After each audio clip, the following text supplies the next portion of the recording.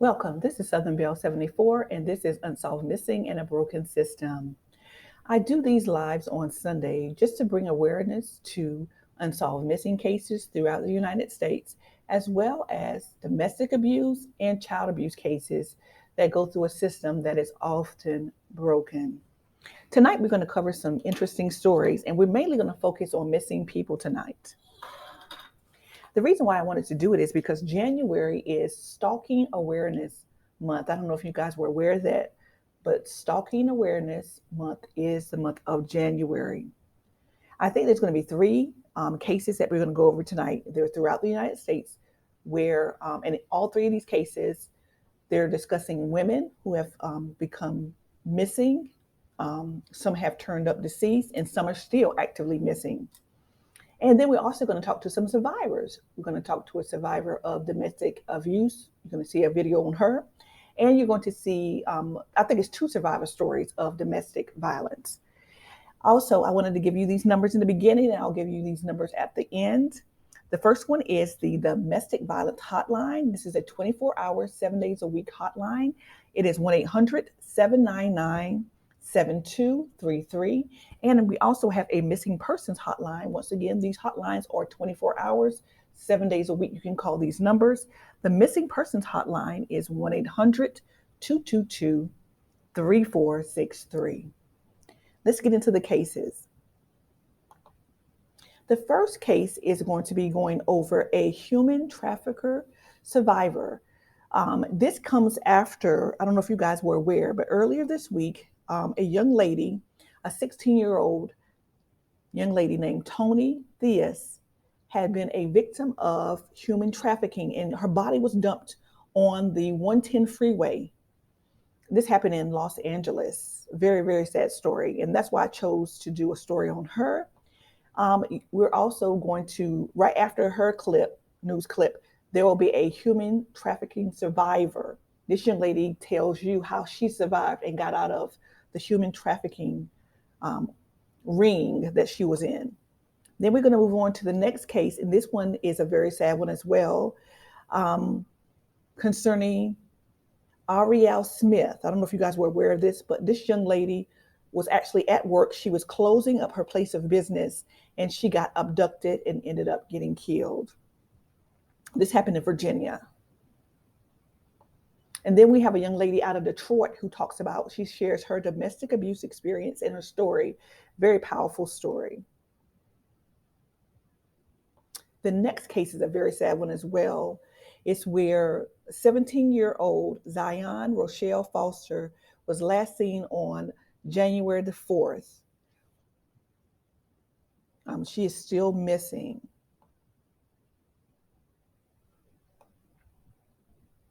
Okay, so those are going to be the cases for tonight. So you'll follow the clips, and then at the end, I will give you the numbers again for the domestic violence hotline, 1-800-799-7233, and the missing person hotline, 1-800-222-3463. Please, if you see something, say something, because that anonymous call that you make could save someone's life.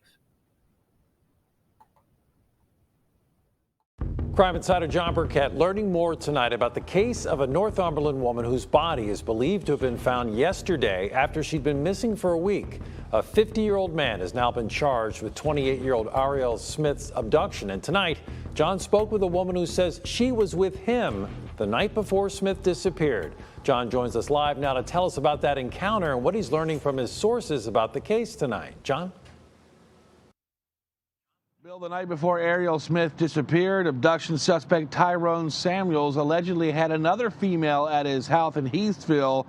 That woman is Felicia Anderson. Tonight she spoke to us about what went on that made her demand to go home.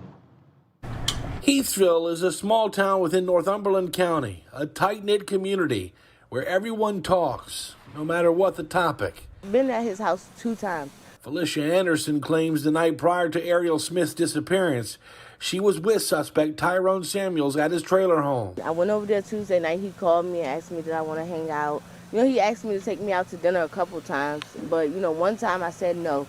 And I went over there on Tuesday night. He tried to kiss on my stomach and stuff like that. And I told him, no, I want to go home. I felt uncomfortable. So uncomfortable, she says, she had to tell someone. I didn't tell deputies, but, I told my family and stuff because my family knew that I hung around him. Investigators are still in the process of securing more charges for Samuels. Crime Insider sources tell me deputies believe they have recovered Smith's body from Samuels' property. The medical examiner will help investigators along with other information. A timeline of events is something they're still working on, from the Little Sue's, where Ariel worked, to this home in Heathsville and places in between. It's going to be part of figuring out a motive. It's not just from the time of incident on. We look pre-incident too to see what was going on, if we can determine anything at all. Deputies say talking to Anderson will be part of their work over the next few days. She may be able to help them piece things together before Ariel's abduction. The fact that I was there on Tuesday is just killing me, and I just wish I could have done something to help her. Deputies tell us Smith's body is here at the medical examiner's office in downtown Richmond awaiting an autopsy. Samuels will be arraigned in court Friday morning in Northumberland County. The sheriff did not want to say if Samuels is or is not cooperating with his detective. Well, Christine, this is an amazing story of survival, and one that allows us to see just how easily a young girl can become a victim of human trafficking. Immediately when I got in the car, I knew something was off. Simone Miller was only 16 when she was kidnapped and trafficked by a man she had just met. He was just like, I'm a pimp, and you're my hoe, and I'm going to take you somewhere. You're going to be given instructions on what to do, and running is not an option. She was taken to a hotel where other women were being held. Simone says the man who told her he was a rapper when she first met him warned her if she tried to escape, he would kill her mother and her grandmother. If anybody knows me, that's my weakness, because my family is all I have. As days went by, Simone was desperate to get out of this situation. What can I do? What can I do? And I played along, and I had him thinking I'm okay with it. I put on this red lingerie. The pimp let his guard down, and when he took a shower and left his cell phone on the bed, Simone made a quick phone call to her mother. And I said, Mom, and she said, baby, where are you? And I said, I don't know. I don't know where I'm at, Mom. She just said, tell me what you see, Simone. I said, I'm looking out the window of this hotel. I said, I see a 7-Eleven. She's like, okay, what else do you see? I said, I don't know, a Church's chicken. She's like, okay. Somehow, with that brief description, her entire family hit different locations, searching for Simone until they found her outside of a 7-Eleven. Her captor was inside buying cigarettes, unaware his victim was about to be rescued. All I could think was, when this man gets out of this 7-Eleven, it's gonna be trouble. Despite everything he put her through, Simone protected him, telling her family he wasn't the man who kidnapped her. I still know that it wasn't right what he did, but I got in the car with him, you know what I mean? And I just didn't want them to kill him in front of me. And I kept saying, no, that's not him, that's not him. It's been many years since that horrific experience. Simone is now a crisis interventionist at Teen Project, a nonprofit that helps survivors of human trafficking. It's healing. Subconsciously, I'm healing by helping. Such a strong young woman. Now, you may be wondering what happened to the man who took Simone. Well, her family let him go the night that she was rescued. He was later killed in an unrelated incident. Alex, Christine, I'll send it back to you in the studio. The Teen Project does amazing work, Gina. Thank you so much.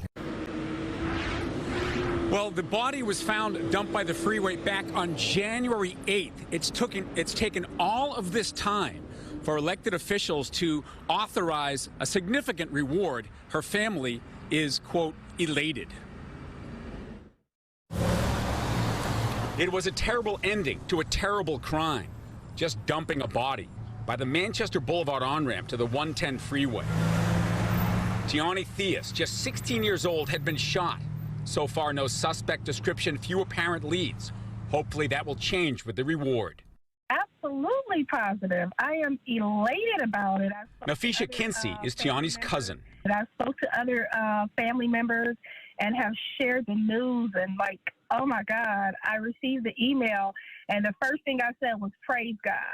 As people mourn, some question why a young black girl's murder hasn't gotten the same attention and focus as other crimes. Now it's been almost 3 weeks since she was found, almost 3 weeks for elected officials to organize and announce a reward.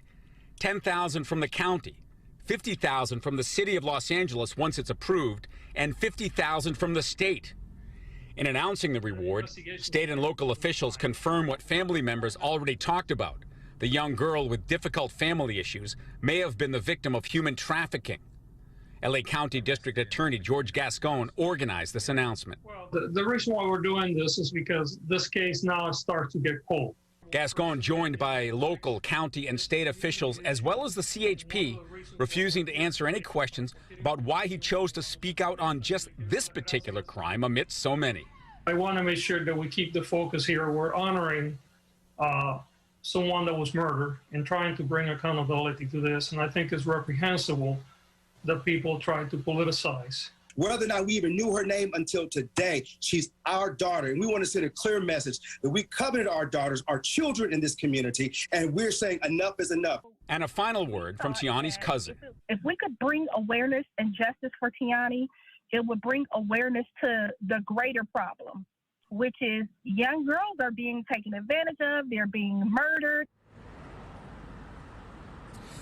The CHP, Alex and Christine, the lead investigative agency on this, their major crimes unit, they would discuss very little about what, if any, leads they have. No suspect, no vehicle description, very frustrating. And of course, as we've seen, the longer these cases go, the more difficult they are to solve. But the hope is that this money will motivate someone who knows something to do the right thing. The phone numbers to contact the CHP, as well as leaving anonymous tips, are on our website, foxla.com. We also have a sad update tonight in the disappearance of Ariel Smith. Today, the sheriff's office confirmed to News Nation a body matching her description has been found. She is the 28-year-old from Eastern Virginia who vanished while closing up a convenience store where she worked. On Sunday, a 50-year-old man was arrested and charged in connection to her abduction. The sheriff says Ariel and the suspect knew one another prior to her disappearance, but they were not in a relationship. On the night of her disappearance, Ariel told her sister someone at the door of the store had made her feel uncomfortable. Her sister told me she had never heard of this suspect before and did not believe her sister knew him. That suspect remains in jail tonight. Thanks for watching. Click the red subscribe button below so you can get more of News Nation's fact-driven, unbiased coverage. Speak up. That's advice from a Free Press reporter to anyone in an abusive relationship. Tonight, her own story of pain and how she set herself free, serving as inspiration to others. Jasmine Barmore is used to telling other people's stories. Although he was my high school sweetheart, he's changed. The table turns here at this table at a Coney Island in Birmingham. You know, the saying, if they do it once, they do it again. Well, I didn't really believe that because I was so young and I had known this man all my life. The Detroit Free Press reporter is compelled to tell hers, a marriage that started in 2009 that quickly turned abusive. I ended up having to get stitches because he had threw me into a dresser. We just, you know, I was like, okay, maybe I probably shouldn't, but I went back and I stayed again.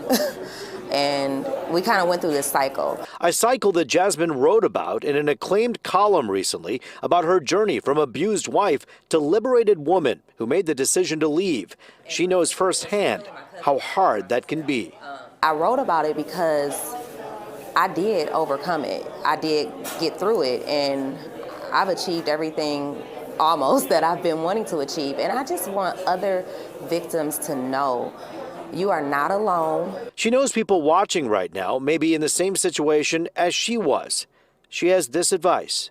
The first step is tell somebody, I need help.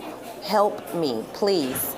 I don't care The person that helped me when I was in Texas, when I was trying to get out, was a stranger. And then it turned into, me hiding in the bushes until my girlfriend got me. You mentioned that you talked to a stranger about your situation. Why not talk to someone who you were close to? Was it hard to do that? You know how many people told me not to marry him? And, I'm young and I'm like, I love him. And so those people were people that I was still close to. When people are seeking help, you gotta be careful not to pass the judgment. Even the judgment nothing. Just, if you're gonna help, just help, Not the I told you so or the, I knew that wasn't gonna work. Jasmine now hosting an event on February 28th. It's called Painting My Pain, to raise money and awareness. I am also trying to raise money to move a family or a person out of a domestic violence situation. I want to help cover their moving expenses, their security deposit, whatever we can do. Takes a lot of courage to speak out, and that's what Jasmine just did. Event, by the way, information, it's next Friday. It's already one of those situations where, because of COVID, they're keeping it kind of small. But if you really want to help out this organization and maybe donate money so that other people who've been in domestic abuse situations can get money to move out, go to Jasmine Barmore's social media pages to see how you can give to her nonprofit. Our other top story at this 5 o'clock hour, several new developments tonight in the disappearance of 17-year-old Zion Foster. Foster's 21-year-old cousin, a person of interest in the case, turned himself into police last night. But as of right now, still no signs of Zion. A private investigator has now stepped in and is offering a few new clues in the case. So let's get to defender Sean Lay. And Sean, you spoke with her mother today. Critical missing case, Devin and Kimberly. Yes, Zion's mother says she and police continue to search day and night for Zion. She continues to pray that she'll come home safe. I'm nervous about a phone call. I'm nervous about a knock at the door.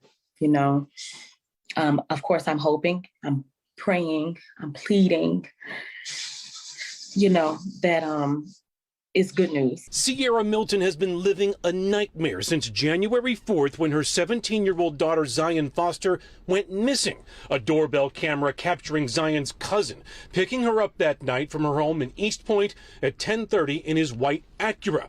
Wednesday, Detroit police naming that cousin as a person of interest in Zion's disappearance, and he turned himself in to Detroit police last night. Milton says since January 4th, she's asked him time and again where her daughter is. Why isn't he saying where she is? That's the scary part. Also, a private investigator out of Chicago specializing in human trafficking contacted the Local 4 defenders with photos of the cousin's Acura on January 10th in Detroit and Hazel Park.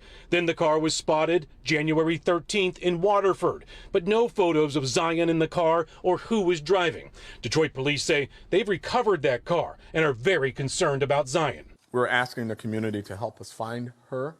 If anybody has any information as to her whereabouts. It's a waiting game, a scary waiting game.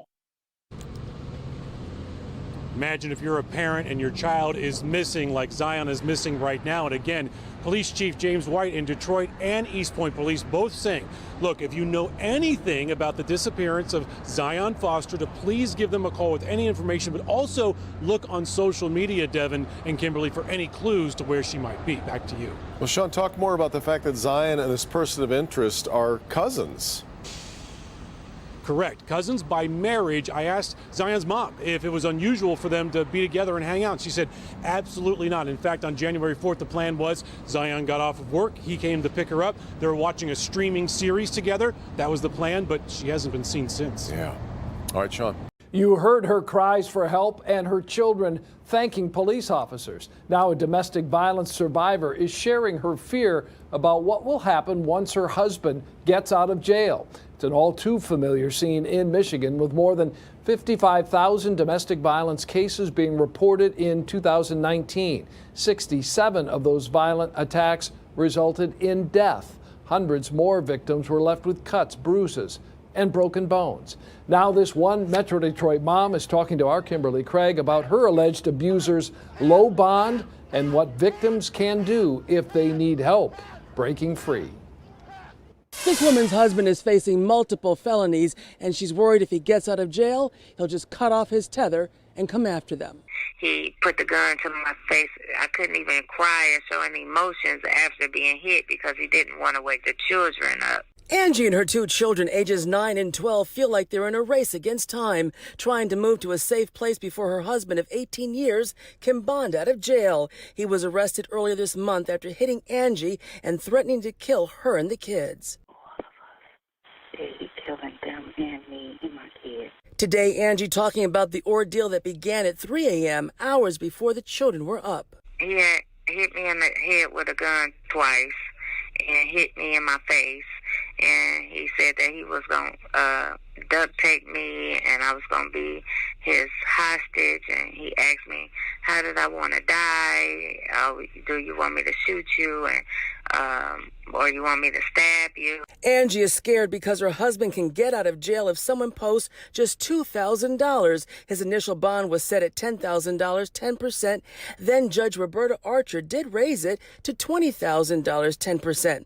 Angie says $2,000 is not enough to keep them safe. It was like a smack on the wrist that they didn't care about me or my children's safety at all. It is almost like, go ahead and just finish off the job. And her husband is no stranger to trouble. He's been in prison for fleeing from police and also second-degree murder. If anybody can help us, just relocate if it's in Macomb County or somewhere, anything out of Detroit where we can just feel safe. Financial reasons are a huge barrier for survivors. Often what we see is that batterers control the finances, they control their partner's access to money, they control their partner's ability to work and have their own money.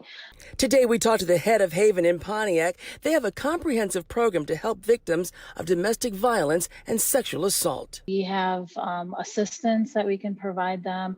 We have access to job training if they're, in that part of their path. And in Detroit, at each precinct, there are social workers who are there to assist victims. Get away because it's not love. Angie says she also wants to thank Detective Calvin Washington for all of his help. And if you'd like to find out how you can help Angie and her children get to a safe place, we'll have a link on WXYZ.com. In Detroit, Kimberly Craig, 7 Action News. There is always a way out, and I hope a lot of people will certainly answer that call, but I know she's getting help, and Kim is helping just by doing these stories. She sure is bringing awareness, and I can't imagine anything more frightening for a woman and for her children if, in fact, they're in the home as they were in this particular case. Just very, very frightening. Every 3 seconds, a woman is beaten in this country. Certainly a difficult situation.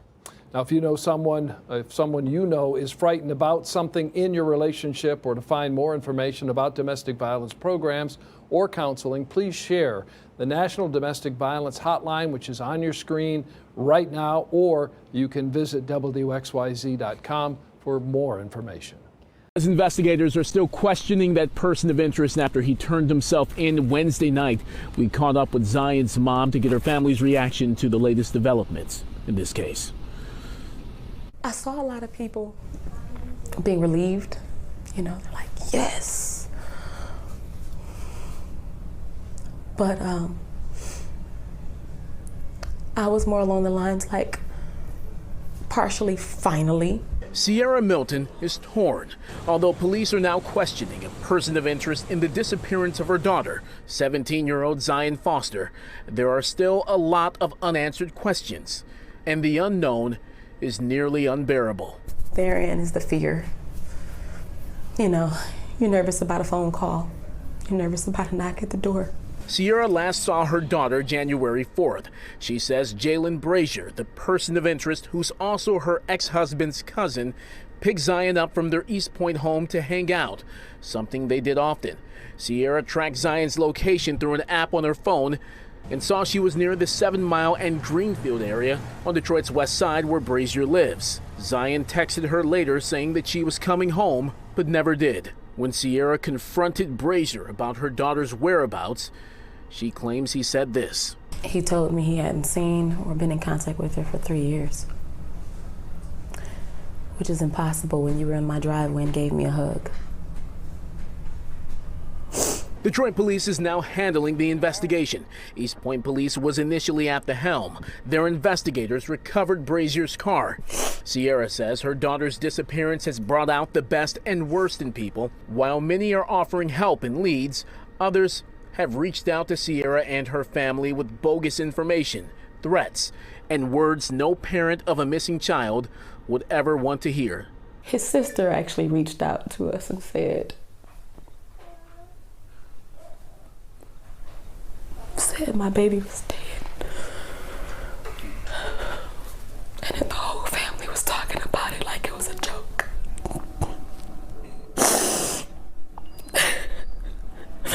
Zion is still unaccounted for. Her family is still holding on to hope and wants anyone with information on her whereabouts to come forward. The police still need your help. We still need your help.